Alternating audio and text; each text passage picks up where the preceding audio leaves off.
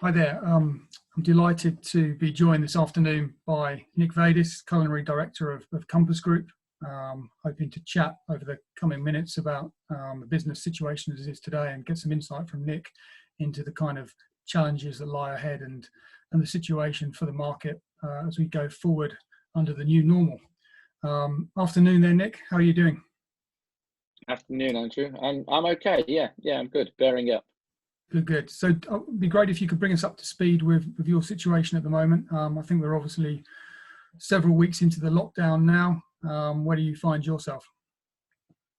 Well, I'm actually now a furloughed employee. So myself and most of the team, my senior team of chefs, unless they're directly involved with things like healthcare or defence or the offshore regions, then the B&I estate is virtually shut down, or the business industry side of our business. And so we're all furloughed. And it kind of makes sense when you think about it, because, you know, if sectors are 95 to 100% shut, realistically, you don't need to be there doing stuff, which is kind of strange. It's a strange feeling. That what I do on a weekly basis is just keep in touch with them, because you know we've all seen it on the news about mental health and well-being. Is about keeping them engaged, talking to them regularly, and making sure they're okay in their situation, because we all live in different parts of the country and we all operate in different parts of our business. Yeah, how big is the team beneath you then? What does the structure look like at the moment in terms of those who would be operational and those who wouldn't?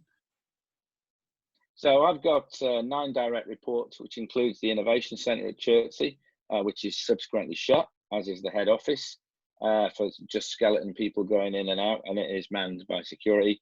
But I think there's only 2 of my team working, so healthcare and defence are currently working, and one of them in education. The private education market is subsequently shut down until further notice. So the 3 of my team are still, retained and working. Yeah. So prior to the current period, you had obviously been working, but I presume a lot had changed. You're a chef that's used to being in the kitchen and working with food and equipment and so on, and you've had to adapt to home working. What kind of transition was that like? I think home working is difficult for many chefs. Even before any of this kind of situation we find ourselves in now was, maybe one day a week, if I was lucky, I would, if it was just calls and emails, then I could do it from home. But, the culinary and chefing, and it's all about engagement. It's all about talking to people and being in a kitchen and meeting people.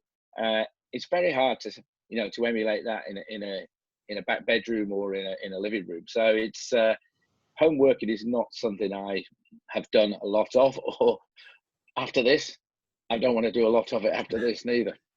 No, I can imagine. So what will be the next step for you and the team moving forward? As you said, you've obviously got the furlough in place now. Presumably that's for a specific time period. It is initially, yes. It's, from what I can gather, it's in 3-week sections, but they can bring you back at any time, so within 24 hours notice. And it's as our business changes now, it adapts. So a lot of our clients by sector may do a phased return in the next month or so. We've just got to wait and see on government, but it will be a phased return. Not everybody's going to hit the ground running and go straight back to work.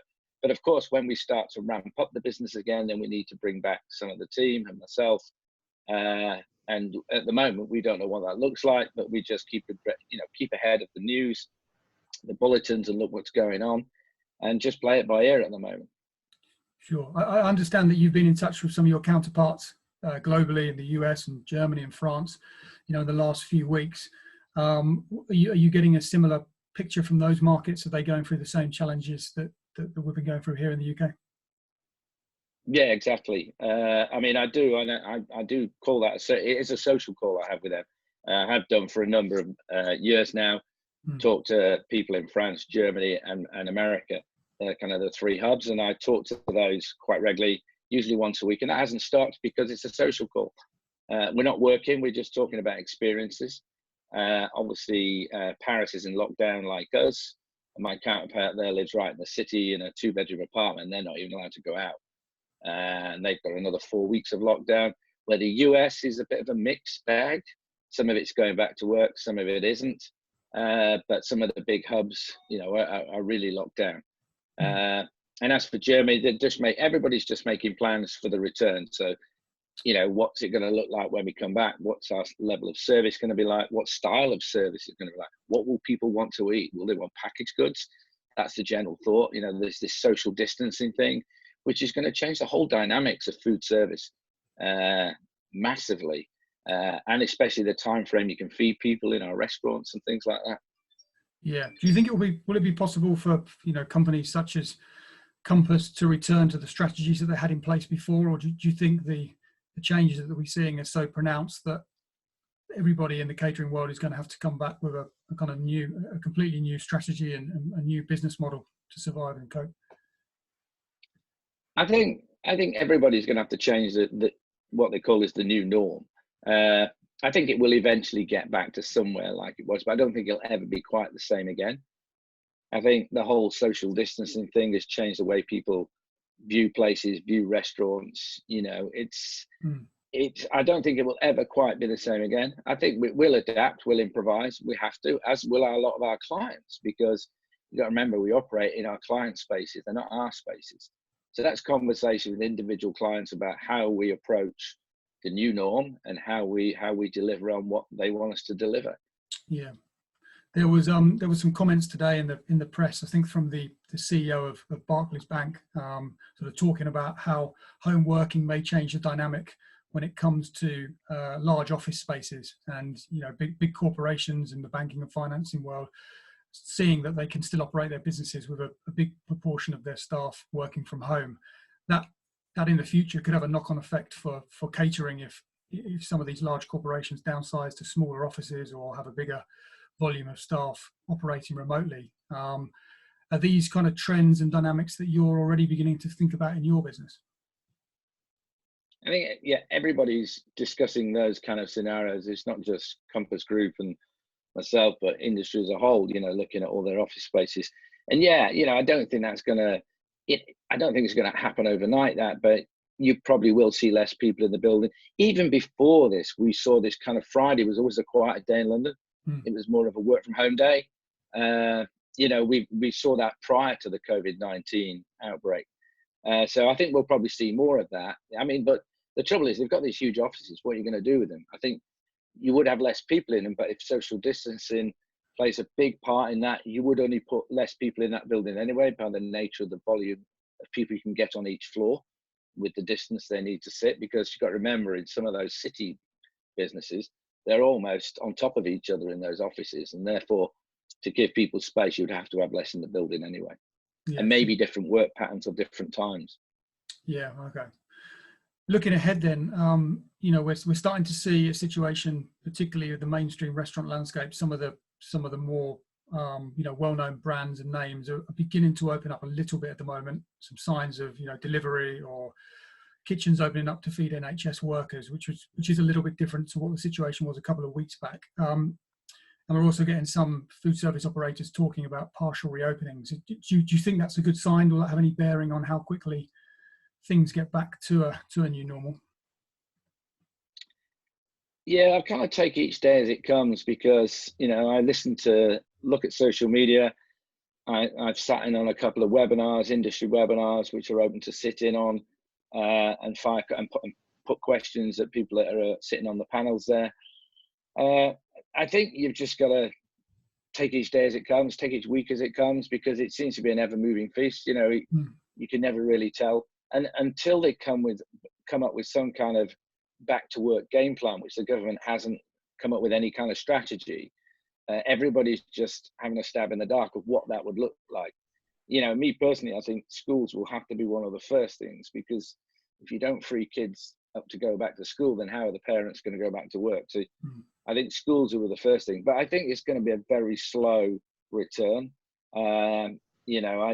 People talking about May, I think I'm a bit optimistic, but I don't think it'll be May. I think, we're going to stay in lockdown for quite some time, definitely till the end of May, and then see where we go from there. Yeah, sure. I think there was clearly the one area of the business that is still operating to 100% capacity is on the healthcare side. I mean, prior to your furloughing situation, did you have a lot of involvement in that area of the business? No, not really. I mean, obviously, one of my team works in healthcare, and he is obviously leading the menus and stuff for the hospitals. But you've got to remember that the hospitals don't have the staff. Sorry, they have the staff feeding, but they don't have the visitor feeding now, because obviously a lot of them hospitals are a no-go area for visitors. So you've kind of, the staff side's probably gone up, but the visitor feeding's come down. And obviously the retail aspect at the front of the hospitals has not been busy as well. But yeah, our teams are very busy in those places, and we have managed to relocate some of our teams from other sectors where they've been furloughed or there isn't any business for them. We've actually redirected some of our employees into those NHS and healthcare sites to support that. Right. That must have been quite a major effort to be able to do that, given the scale of the business. Yeah, well, that was all set up with the MD, and one of the exec team heads up that, and they've been placing people, which is good because we're using our labour to support other aspects and other streams of our business. Sure, yeah.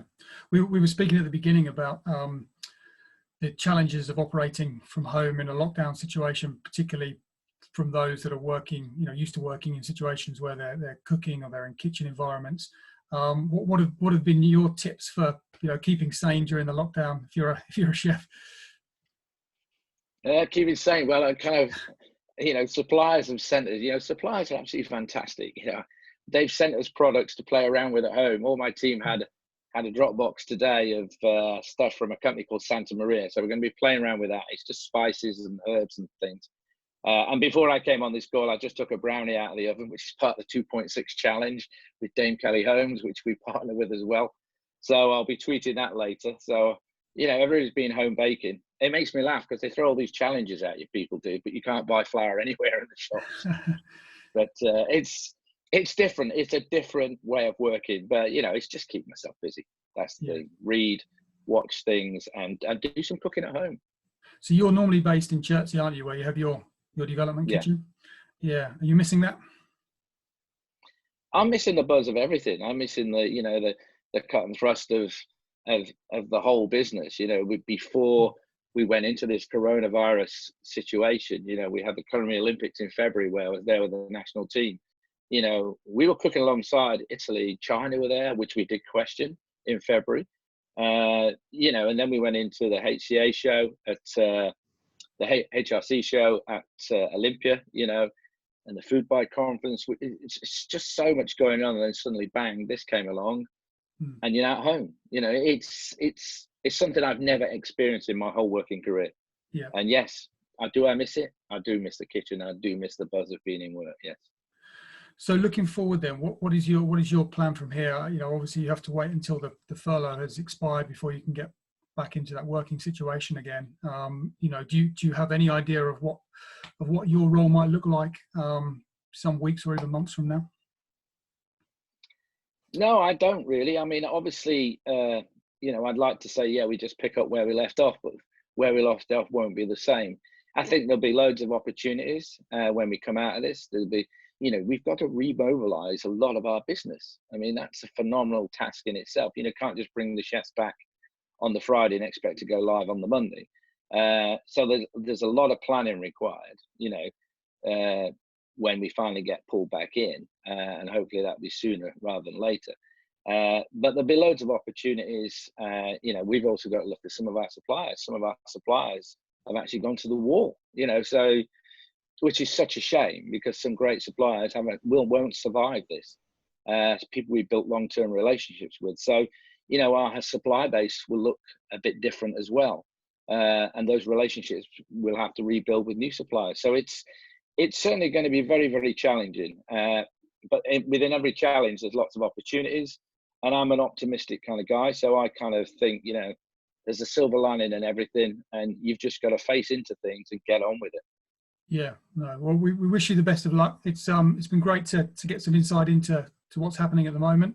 We hope you're back behind the stove sooner rather than later, and wish you well for the future, Nick. Thanks for your time. Well, thanks, Andrew. I really appreciate that. And you take care of yourself and stay safe, everybody. Thank you. Thank you. Thanks.